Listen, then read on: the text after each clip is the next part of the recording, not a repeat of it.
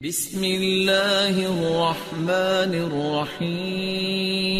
اس سال جتنی تکلیفیں جو بچوں کو آتی ہے اور جو عورتوں کو آتی ہے وہ سب نا وہ لے کے نکل جائے، سب تکلیفیں لے کے نکل جائے، بس یہی پرارتھنا ہے۔ ایک اور سے شاید گنپتی جی کا بلیسنگ ہی تھا، اور گنپتی جی کے جو واہن ہے چوہا، انہوں نے آشیرواد دی۔ اللہ تعالیٰ ایسا معلوم ہوتا ہے کہ ہم لوگوں کے 15ویں صدی کے مزاج کو دیکھ کے نا اللہ نے یہ آیت نازل کی ہے۔ ویسے تو اس زمانے میں بھی فٹ تھی، آج اور زیادہ فٹ آ رہی ہے۔ ایسے جیسے ہم اختلافات کے بکھیڑوں میں پڑ کے نا پریشان ہو جاتے ہیں، یار کیا ہے پتہ نہیں کیا کرنا ہے، ٹانگیں یوں کرنی ہے کہ یوں کرنی ہے، ٹھیک ہے نا، ادھر جاؤ وہ بولتے زور سے آمین، وہ رفع الیدین وغیرہ نہیں کرنا، رفع الیدین وہ کہہ رہے یہ کرنا ہے وغیرہ، پھنس جاتا ہے انسان۔ پگڑی کون سی پہننی بھی ہے کہ نہیں پہننی، ٹوپی پہننی ہے یا کرانی ہے کسی کو، تو اتنی پریشانی ہو جاتی ہے انسان۔ اتنے فرقے بن گئے ہیں، اہل حدیث کی بھی بڑی قسمیں وجود میں آ گئی، ٹوپیوں والے الگ، بغیر ٹوپیوں والے۔ ابھی تک تو یہ تھے نا حنفیوں میں دیوبندی بریلوی بنے ہوئے تھے، اہل حدیث میں کہا جاتا تھا نہیں، اہل حدیث میں بہت سارے بن گئے، ٹوپی والے، بغیر ٹوپی والے۔ پھر اہل حدیث میں بعض کہتے ہیں کہ عورتیں سمٹ کے نماز پڑھیں، اہل حدیث میں ایسے علماء ہیں، اور بعض کہتے ہیں نہیں مردوں کی طرح پڑھیں۔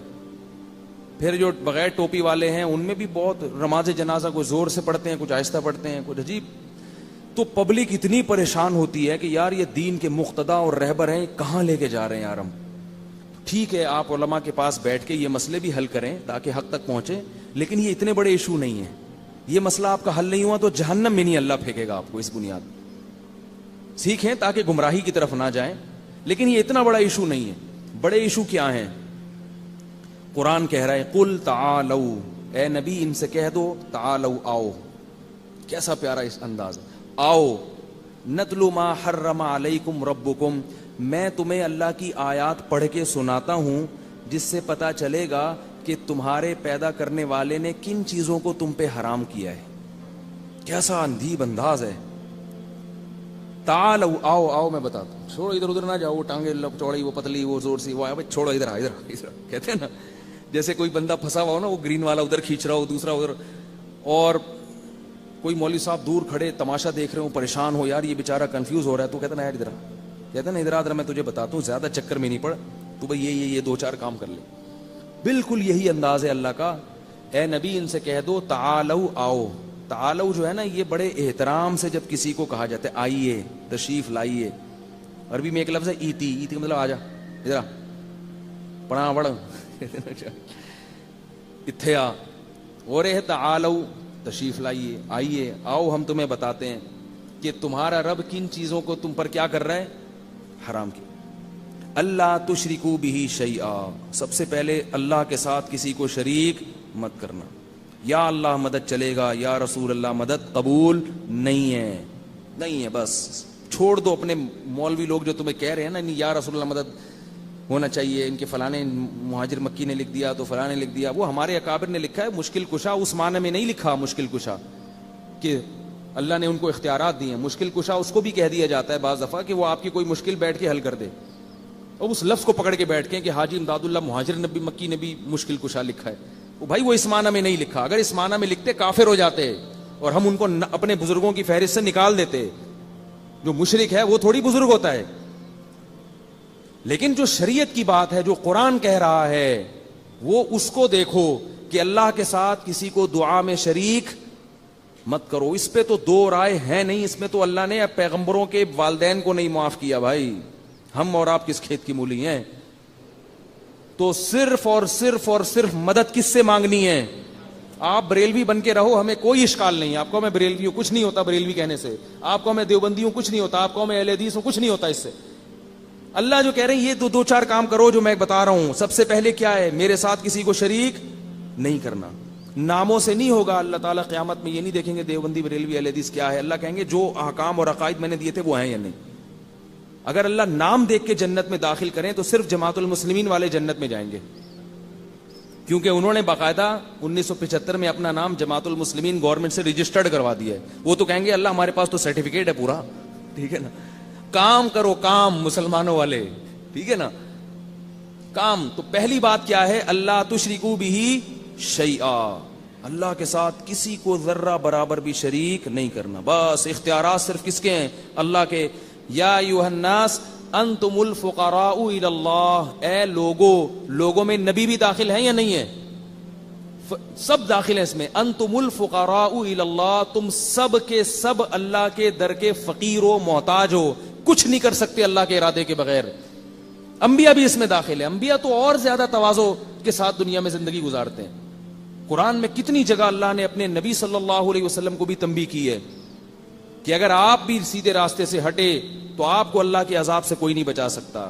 حالانکہ نبی کبھی بھی سیدھے راستے سے نہیں ہٹتے، یہ بتانے کے لیے کہ یہ بھی میرے احکام کے مکلف ہیں، تم بھی میرے احکام کے مکلف ہو، یہ بھی ہے، یہ بھی میرے بندے ہیں. تبھی ہم جب کلمہ پڑھتے ہیں اشہد ان لا الہ الا اللہ وحدہ لا شریک لہ واشہد ان محمدا عبدہ ورسولہ. دیکھو کیسا عجیب کلمہ ہے. عبد کا لفظ پہلے ڈال دیا، رسول کا لفظ بعد میں. بندے ہیں، غلام ہیں اللہ کے، اس کے بعد ہیں رسول.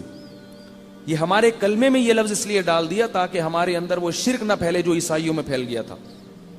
اور آگے فرمایا وَلَا تُشْرِكُوا بِهِ شَيْئًا وَبِالْوَالِدَيْنِ احسانا. اور دوسرا حکم کیا دیا؟ والدین کے ساتھ اچھا سلوک. احسان پتہ ہے کسے کہتے ہیں؟ خدمت کو نہیں کہتے. احسان کا مطلب ہے کہ جتنا ان کا حق بنتا ہے اس سے زیادہ کیا جائے. احسان کہتے مشرک لوگ ہیں، یہ پتہ ہے کیا کہتے ہیں؟ کہتے ہیں جب رسول سے مدد مانگنا شرک ہے تو پولیس سے مدد مانگنا شرک کیوں نہیں ہے؟ بات آ رہی ہے سمجھ میں؟ کہہ رہے ہیں جب تم ہیلپ لائن پہ فون کرتے ہو، ہیلپ کا مطلب تو مدد ہے نا. پولیس سے مدد مانگتے ہو، بیمار ہو جاتے ہو تو ڈاکٹر سے مدد مانگتے ہو، تو اگر ہم نے رسول سے مدد مانگ لی اس کو تم شرک کہتے ہو. تو یاد رکھو دونوں قسم کی مدد میں فرق ہے. سنیں خوب اچھی طرح سے. تو ہم قرآن پڑھ رہے ہیں نا تو توحید تو سمجھ میں آئے. سب سے پہلے توحید ہے کیا؟ ایک مدد وہ ہوتی ہے جو ما فوق الاسباب ہوتی ہے، جس کی کوئی سائنٹیفک لاجک نہیں ہوتی. اور ایک مدد وہ ہوتی ہے کہ آپ جس سے مدد مانگ رہے ہیں آپ کو پتا ہے وہ اسباب اختیار کرے گا، وہ جو میرا کام کرے گا اس کی کوئی لاجک ہوگی. آئی بات سمجھ میں؟ اس کی مثال ایسے ہے، میں آپ سے مدد مانگتا ہوں کہ یار بھائی ایسا ہے کہ مجھے پیاس لگ رہی ہے، مجھے پانی پلاؤ، میری مدد کرو. تو قحط تو نہیں پڑا ہوا، پانی موجود ہے، کولر ہے، سب کچھ ہے. آپ اٹھیں گے، ٹانگیں استعمال کریں گے، جائیں گے، نل کا کھولیں گے، گریویٹی کی وجہ سے پانی نیچے کی طرف آئے گا، نیچے گلاس رکھ دیں گے آپ تاکہ وہ ضائع نہ ہو، بھرے گا، پھر آپ لائیں گے، میرے ہاتھ میں پکڑائیں گے. تو یہ سارے کام ایسے ہیں جن کی کوئی لاجک ہے. آپ اٹھیں ہیں اس لیے کہ اس کی لاجک ہے، آپ کے اندر توانائی ہے، تبھی تو اٹھیں. کیا خیال ہے؟ لیکن یہی معاملہ ایسے ہو گیا کہ صحرا میں ہے اور پانی کا نام و نشان ختم. نہیں آ رہی بات سمجھ؟ کوئی کولر نہیں ہے، کوئی دور دور تک پانی کا نام و نشان نہیں، کوئی کنواں نہیں ہے. اور اگر آپ نے کنواں کھودنا ریگستان میں شروع کیا تو آپ کو پتا ہے کہ میں مر جاؤں گا پیاس سے. مزید کوئی نام و نشان نہیں ہے. اب آپ آ کے اپنے دوست سے کہتے ہیں کہ یار میں تم سے مدد مانگتا ہوں کہ تم مجھے پانی پلاؤ. اب اس کے دو مطلب ہوں گے. ایک مطلب تو یہ کہ تم نے کہیں چھپا کے رکھا ہوا ہے بیٹا، یا تمہارے پاس موبائل فون ہے، تم فون کر کے منگواؤ. اگر یہ مطلب ہے پھر تو ٹھیک ہے، چھپایا پانی ہے تو پلا دو. اور اگر یہ مطلب نہیں ہے تو پھر اس کا مطلب کیا ہے؟ غیب سے سامان پیدا کرو. بس نہیں آ رہی بات؟ کچھ بھی نہیں ہے، بس چھو منتر کرو پانی آ جائے. یہ کام کس کا ہے بھائی؟ اللہ کا کام ہے. جادوگر جو چھو منتر کرتا ہے نا وہ نظر کا دھوکا ہوتا ہے. یا تو پانی چھپا کے رکھا ہوا تو پھر لا کے دیتا ہے، وہ چھپائی ورنہ پانی نہیں ہو اور پیدا ہو جائے، یا تو کوئی سائنسدان ہائیڈروجن اور آکسیجن کو ملا کے پیدا کرے گا، وہ بھی سائنٹیفک لاجک میں آ گیا. اور اگر یہ بھی نہیں ہے تو پھر یہ کیا ہے؟ یہ وہ مدد ہے جو اسباب سے ہٹ کر ہے. یہ کام صرف کون کر سکتا ہے؟ اللہ. بنی اسرائیل صحرا میں بھوکے پیاسے تھے، اللہ نے مدد کی، آسمان سے منو سلوا اتار دیا. سمجھ رہے ہو؟